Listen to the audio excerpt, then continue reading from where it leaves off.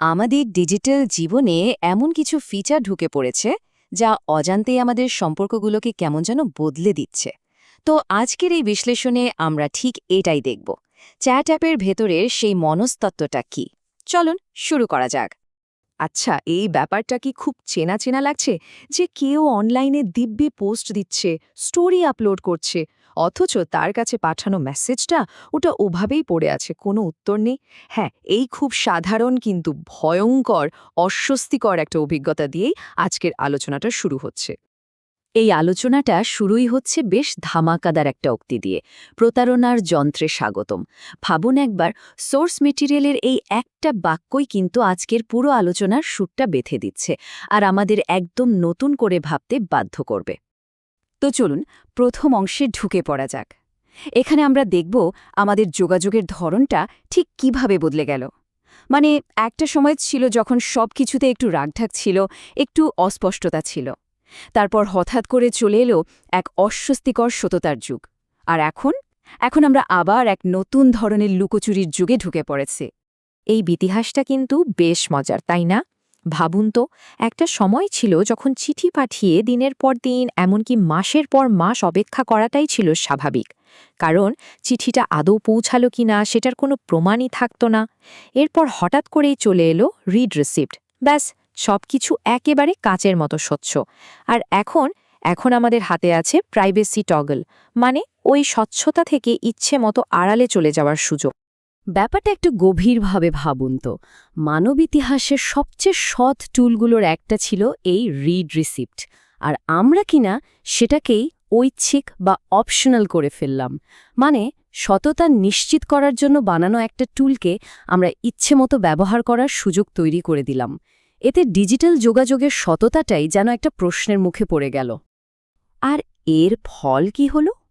ফল হলো এখন কোনো অপরাধবোধ ছাড়াই গোস্টিং বা উধাও হয়ে যাওয়া যায়, কোনো জবাবদিহিতা ছাড়াই কাউকে এড়িয়ে চলা যায়, আর ধরা পড়ার ভয় ছাড়া প্রতারণার একটা সুযোগ তৈরি হয়ে যায়। যখন লুকিয়ে থাকা যায় ডিফল্ট হয়ে যায়, তখন এই খারাপ ব্যবহারগুলো ডিজিটাল জগতে কেমন যেন স্বাভাবিক হয়ে ওঠে।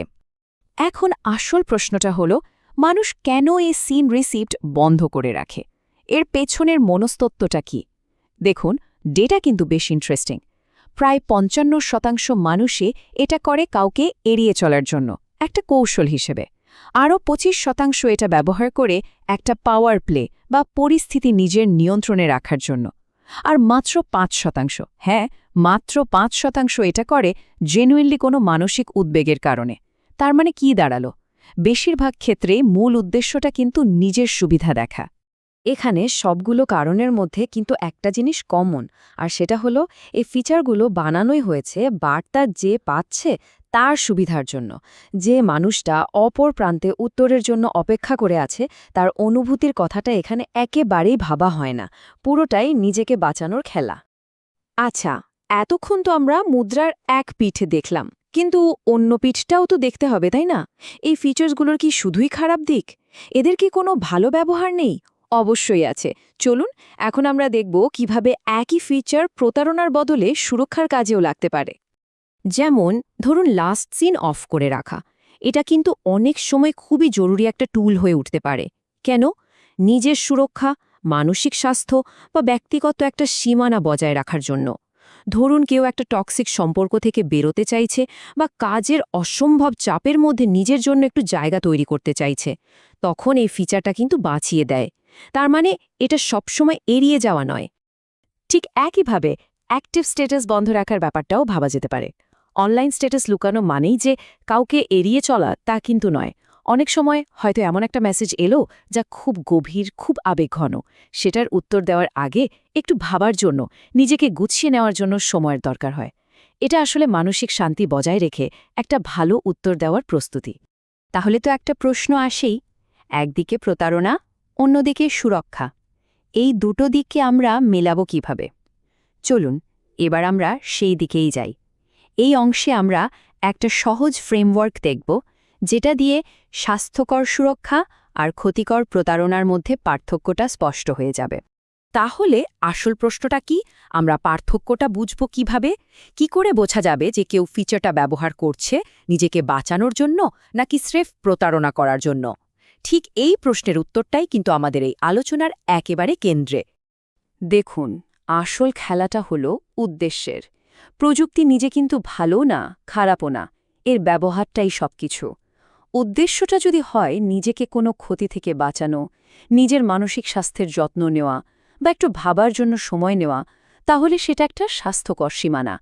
কিন্তু উদ্দেশ্যটা যদি হয় অন্যকে নিয়ন্ত্রণ করা বা নিজের দায় এড়িয়ে যাওয়া, তাহলে সেটা পরিষ্কারভাবে ক্ষতিকর প্রতারণা। এখানে একটা খুব সহজ কিন্তু দারুণ নিয়ম আছে।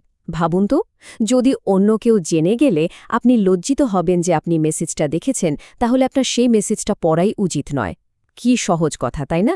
মানে লুকানোর জন্য টেকনোলজির সাহায্য না নিয়ে সৎ থাকাটাই ভালো। যদি উত্তর দেওয়ার মতো মানসিক অবস্থায় না থাকে, তাহলে মেসেজটা না পড়াই তো শ্রেয়।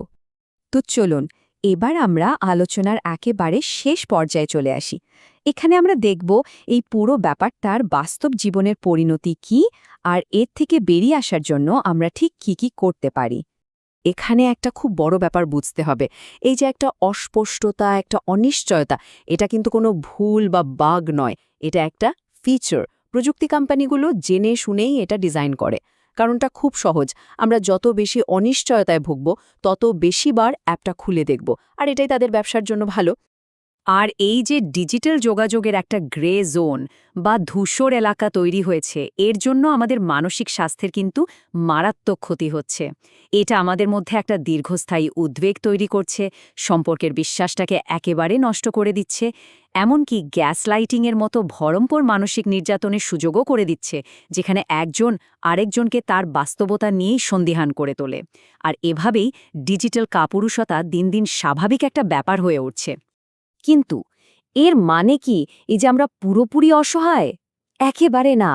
এই ডিজিটাল সংস্কৃতিতে আমরা কিভাবে অংশ নেব, সেই সিদ্ধান্ত নেওয়ার ক্ষমতা কিন্তু আমাদের প্রত্যেকের হাতেই আছে।